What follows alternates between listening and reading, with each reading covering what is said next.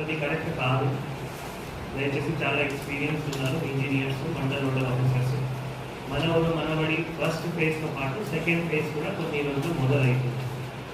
Second phase కూడా మొదలవుతున్నాయి అంటే మనం ఫస్ట్ ఫేజ్ నుంచి బయటపడాలి.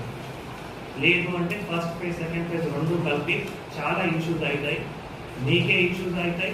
మీరు కూడా అప్పుడు అన్నీ ఎట్లా మానిటర్ చేయాలి కష్టమవుతాయి. కాబట్టి మనం ఫస్ట్ ఫేజ్ నుంచి తొందరగా బయటపడాలి.